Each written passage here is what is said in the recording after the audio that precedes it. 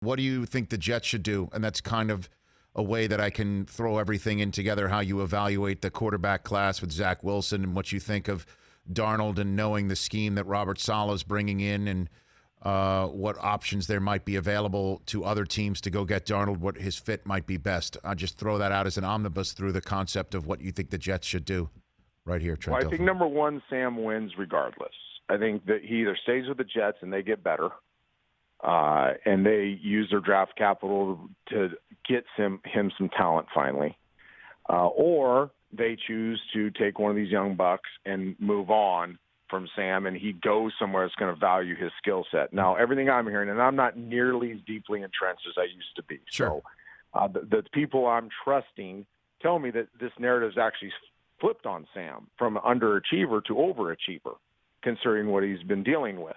I think Sam is very well looked upon amongst NFL circles, and how he's handled his business, how he's controlled what he could control, how his high ceiling plays that he showed the ability to make, and is correcting some of the knucklehead stuff he did his first year.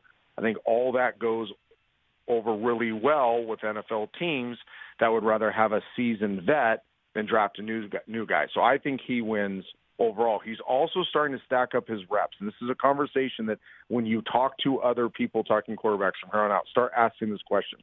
How many starts, how many reps being the quarterback have they had from high school to college and now in the NFL? Trevor Lawrence, to me, is a no-brainer, will guaranteed be successful, much like Andrew Luck, because he started 4 years in college.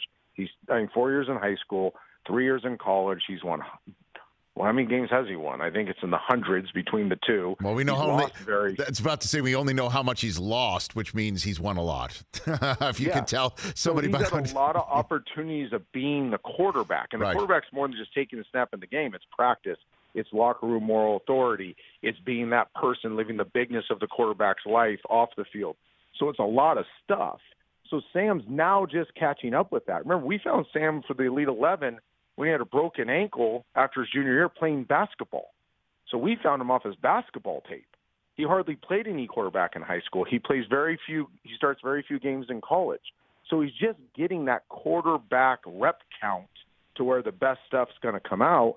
And I think people are starting to understand that stuff.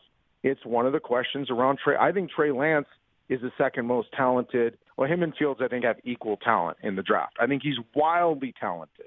I think if he's handled properly, will be a massive success in this draft. Very few times being the quarterback. So you're going to have to make sure he gets those reps. He needs to take almost every preseason rep for probably 2 years. He needs to sit and watch. He needs to get the reps in the classroom and practice. But don't expect Trey Lance to step on the field day one to be successful, because he just has less times being the quarterback than Trevor Lawrence or Justin Fields or Wilson, or I guess Mac Jones would fit into that as well as a guy with limited reps, just 1 year starting.